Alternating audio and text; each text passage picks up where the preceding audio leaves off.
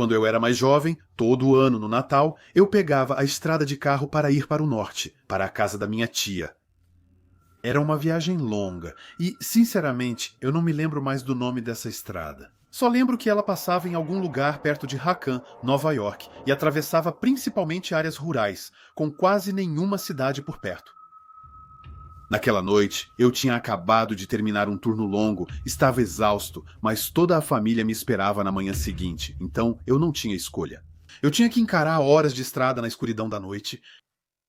No meio do caminho, percebi que estava quase sem gasolina, o que me deixou furioso. Meu irmão tinha me garantido que abasteceu o carro no dia anterior, então ou esqueceu ou mentiu para mim. Então dou de cara com uma placa velha e enferrujada, nada oficial, só uma chapa de metal pregada num poste com os dizeres: algo tipo posto de gasolina próxima saída?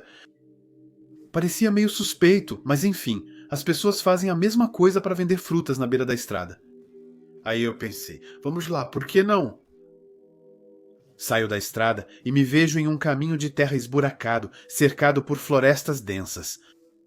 O clima estava ficando realmente assustador e surreal. Eu quase sentia que o Leatherface ia sair da floresta com sua motosserra. Finalmente, chego ao posto de gasolina e aí percebo que ele está fechado há anos.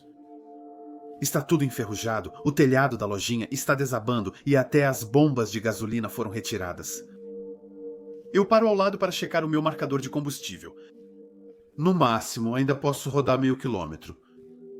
Então eu ligo para a assistência, eles me dizem que um caminhão está a caminho. Só me restava esperar. Eu decido deixar o motor ligado, porque se eu desligar os faróis, fico na escuridão total, bem no meio da floresta, ao lado de um prédio abandonado. E, sinceramente, sem chance. Até então, tudo estava tranquilo, até que eu senti um movimento do lado da velha loja onde meus faróis estavam apontados. Eu levanto os olhos. Nada. Então volto para o meu telefone, mas de repente, através dos barulhos da noite, ouço alguém gritar: "Ei, cara, vem aqui!" Um tom seco, autoritário. Levanto a cabeça e, então, vejo um cara parado na frente da loja, banhado pela luz dos meus faróis. Ele parece um mendigo comum. Velho, casaco sujo, olhar vazio. Ele me dá medo. Penso que ele deve estar invadindo o lugar. Baixo o vidro um pouco e pergunto: "O que foi?" Enquanto mantenho o pé pronto para pisar no acelerador caso algo dê errado, ele me diz: "Você não tem um trocado?" "Não, desculpa, cara." Eu olho para ele. Ele fica parado, com o olhar vazio, como se estivesse esperando alguma coisa. E aí eu vejo umas cabeças. Cabeças escondidas atrás das árvores, bem atrás dele, pelo menos umas 20. Não consigo ver bem o rosto delas, mas elas estão lá, todas viradas para mim. Depois outro cara aparece dando a volta no prédio velho. Foi nesse momento que eu girei a chave e acelerei ao máximo, indo o mais longe que o meu tanque permitia. Depois de ir um pouco mais longe, liguei de novo para a assistência para avisar que precisei sair dali. O guincheiro chegou um pouco depois, encheu meu tanque e eu não falei nada sobre o que tinha visto. Mas depois liguei para a delegacia da cidade mais próxima para explicar a situação. Eles enviaram uma patrulha ao local e, mais tarde, um policial me ligou de volta. Não havia mais ninguém, mas claramente alguém morava lá há bastante tempo. Eles encontraram cobertores, latas de conserva, restos de acampamento, esse tipo de coisa comum. Essa história ainda me dá medo até hoje, mas eu me considero sortudo. Nada me aconteceu e agora eu tenho uma boa história, bem sombria para contar.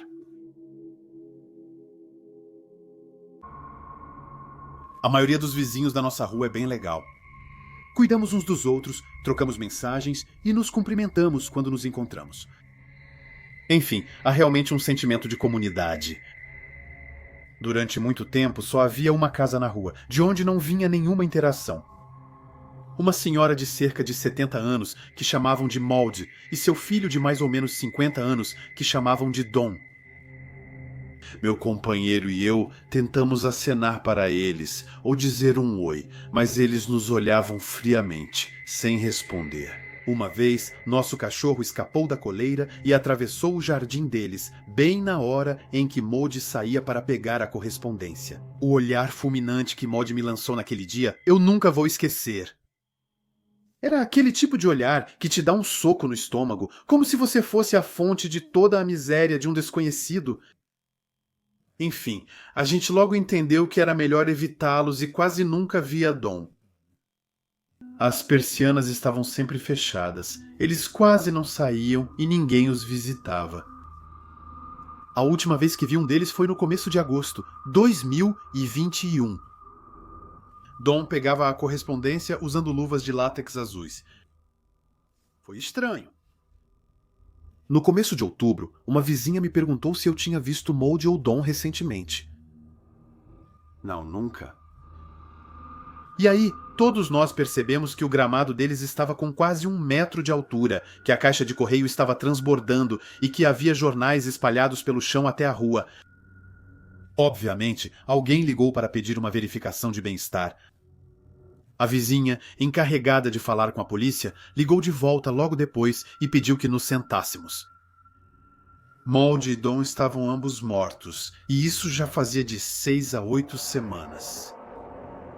As autoridades supunham que Dom tinha tirado a vida da mãe antes de acabar com a própria. Nenhum sinal de arrombamento, nenhum bilhete, nada.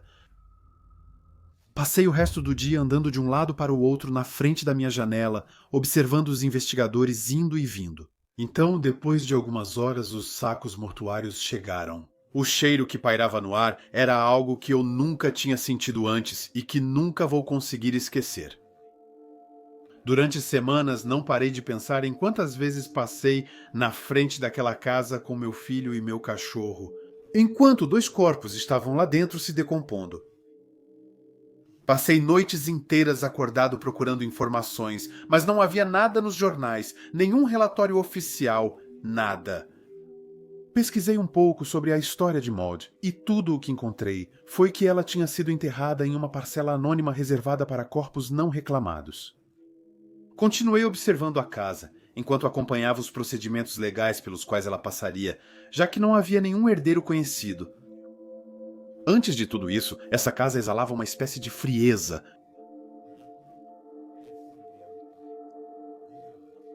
Como se as paredes carregassem dor.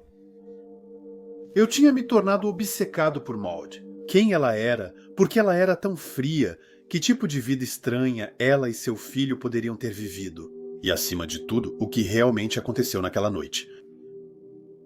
Numa noite de primavera, eu brincava com meu filho de pegar vagalumes. A gente percorria a rua correndo, onde a luz piscava, mas em frente à casa da Maud eu esperei por muito tempo e não havia nenhuma luz, nenhum vagalume.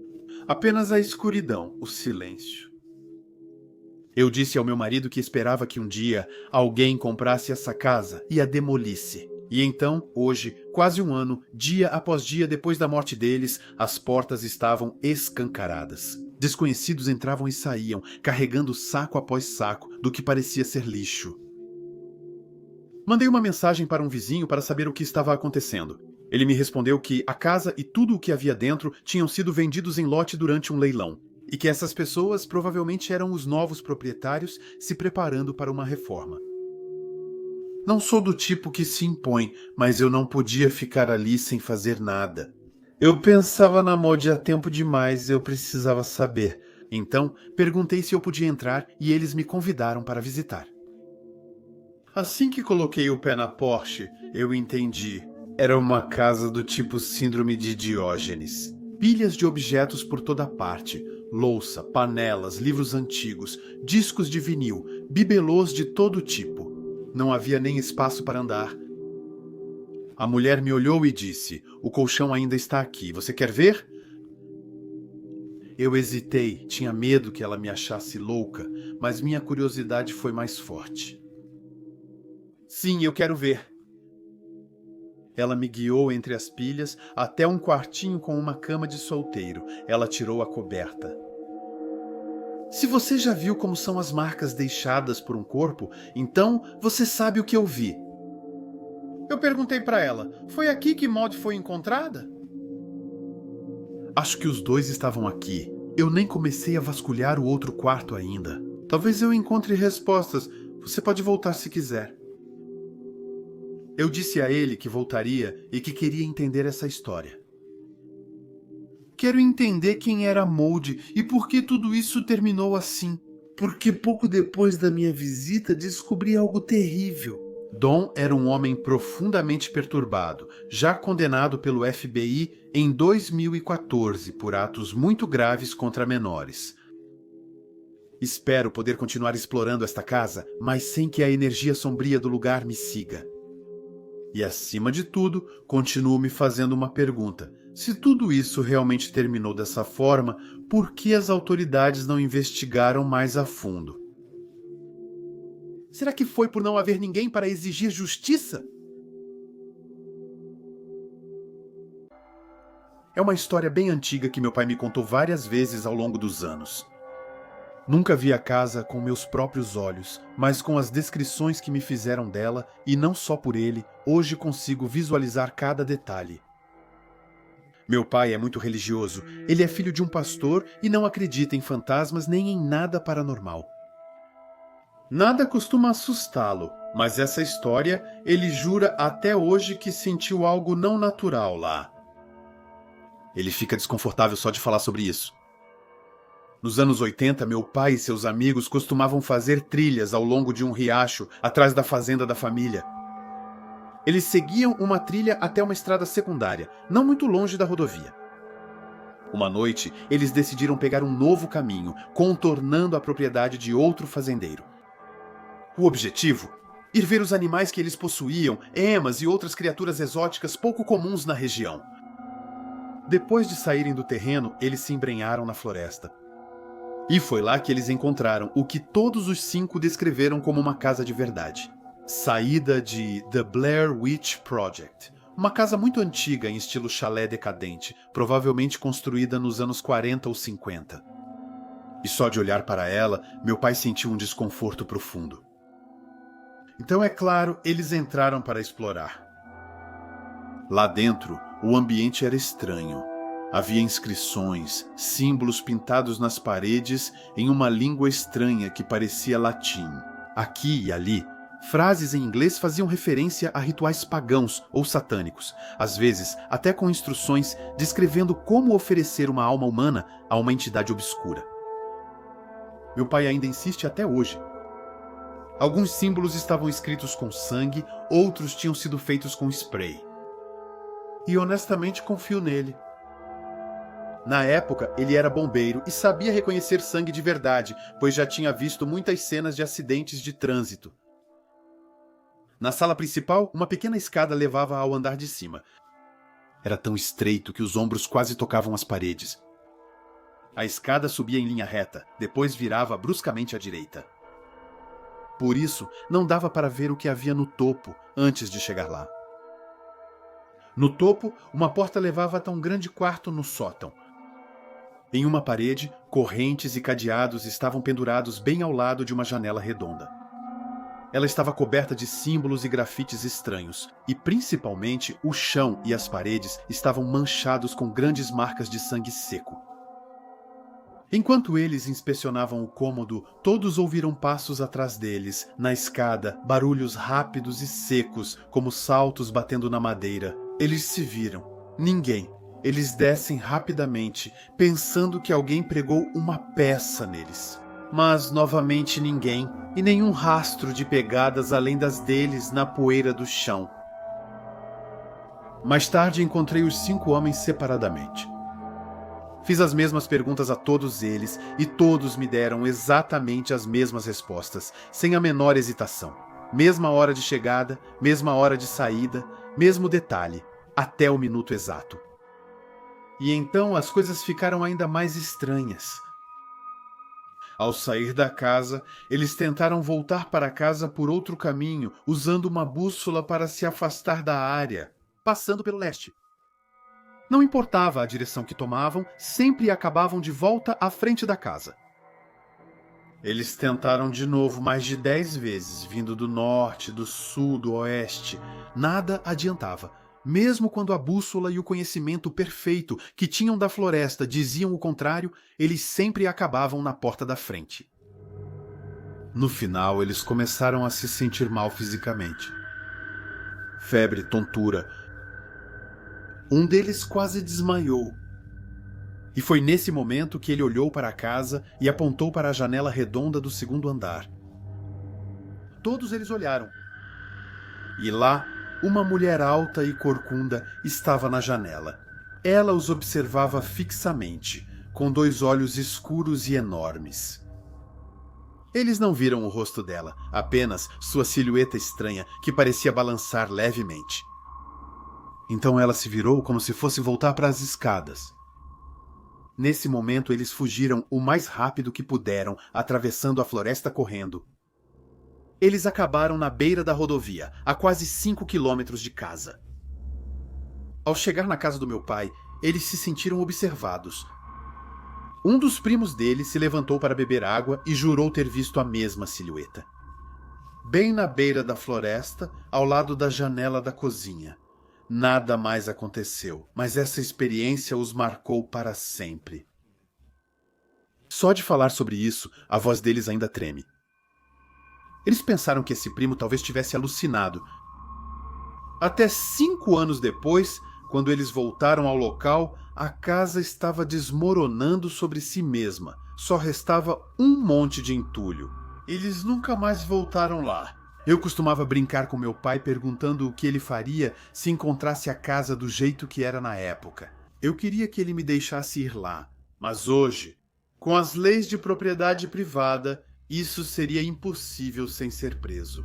Ou pior, eu confesso que essa história sempre me pareceu estranha demais para ser verdade. Até que eu fizesse essas breves entrevistas individuais com cada homem. E ver esses adultos endurecidos tremerem só de contar a história realmente me fez reconsiderar meu ceticismo. Então, o que você acha disso? Será que o medo deles pregou peças neles? Ou será que realmente tem alguma coisa lá, naquelas florestas? Há alguns anos eu estava no último ano do ensino médio. E aquela noite continua sendo a coisa mais incompreensível que já me aconteceu. Era pleno mês de dezembro e eu morava em Iowa. O inverno aqui é gelado, e à noite, se você ficar muito tempo lá fora, pode morrer. A neve e o frio criam um silêncio estranho, como se tudo estivesse congelado. Você pode ouvir qualquer barulho, seja dentro de casa ou lá fora. Naquela noite, eu estava no porão reformado da minha família com meu melhor amigo Colton. Estávamos passando uma noite de inverno sem graça jogando videogame e estávamos sozinhos em casa. Naquela noite, minha mãe saiu para beber com os colegas após o expediente. Então, obviamente, Colton e eu tivemos a brilhante ideia de pegar uma garrafa de vinho do bar da família, só para dar uma animada. A gente tinha acabado de abrir quando ouvi a porta da garagem se abrindo, depois batendo com força. Putz. Entrei em pânico e procurei onde esconder a garrafa. Colton me disse: "Espera, sua mãe não deveria sair hoje à noite." "Sim," eu respondi confuso. Ouvimos passos pesados subindo para o andar de cima, depois a voz da minha mãe gritando: "Tem alguém aí?" Eu respondi gritando em direção à escada: "Sim, estamos aqui embaixo no porão." Ela então gritou de novo: "Ei, você pode subir? Preciso de ajuda agora mesmo." Ainda em pânico por causa do vinho, eu gritei para ela: "Sim, mãe, espera só um minuto." Depois houve um longo silêncio. E então uma voz perguntou: "Você está sozinho aí embaixo?" Mas o tom tinha mudado. Havia algo de estranho nessa voz. Era quase a voz da minha mãe, mas faltava alguma coisa, não sei dizer o que. Para começar, minha família nunca se importou se eu tinha gente em casa. Nossa porta estava sempre aberta para os amigos. Mas acima de tudo, aquela voz não era realmente dela. Um pouco perturbado, eu gritei: "Só Colton." Encontrei um bom esconderijo para a garrafa e comecei a subir as escadas. Mas à medida que eu subia, senti um arrepio elétrico no ar, uma sensação de que algo estava errado. Quando cheguei lá em cima, olhei em direção à cozinha, onde também fica a porta da garagem. Tudo estava mergulhado na escuridão. Nenhuma luz, nenhum som, nem mesmo um raio de luar. Avancei na cozinha chamando: "Mãe, onde você está?" Nenhuma resposta. O silêncio era ensurdecedor e aquele arrepio elétrico tinha se transformado em uma onda de pura adrenalina. Algo estava muito errado. Corri escada acima e peguei meu casaco. No caminho, Colton me perguntou: "O que foi?" "Minha mãe, ela não está lá." Ele me olhou completamente perdido. "Mas você não acabou de falar com ela?" "Eu não sei o que era aquilo, cara, mas não era ela. Eu corri por toda parte procurando minhas chaves do carro, depois eu parei. Nosso cachorro estava tremendo no sofá, nosso gato rosnava atrás dele. Não podia deixá-los lá. Algo iria acontecer com eles. Se a gente fosse embora, Colton me perguntou: "Vamos?" "Não, eu não posso ir sem eles." "Mas tem alguma coisa errada." "Vou ligar para minha mãe." Pego meu telefone. Ela atende na hora. "O que está acontecendo?" Eu conto tudo para ela. A voz, o andar vazio, a escuridão, o frio no ar. E ela me responde: "Não, querida. Acabei de sair do bar. Eu não estava bem. Estou chegando já. Colton e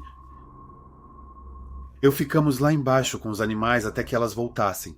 E durante esse tempo a gente sentia alguma coisa lá em cima. Não eram passos.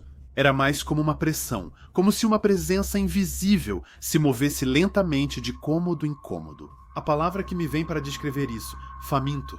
Quando minha mãe voltou, sentimos que aquilo tinha ido embora, como se um predador invisível tivesse acabado de desaparecer. Nunca soubemos o que tinha acontecido. E essa foi apenas uma das coisas estranhas que aconteceram com a gente naquela casa. Mas essa foi a única em que tive uma testemunha comigo. E isso muda tudo. Hoje minha mãe não está mais aqui. Eu me mudei para o Arizona. Mas toda vez que volto para Iowa e vejo o Colton de novo, vejo nos olhos dele que ele também não esqueceu. Nunca vou saber o que era aquilo, mas o que eu sei é que tinha a voz da minha mãe e que era falso, maligno e faminto. E faminto.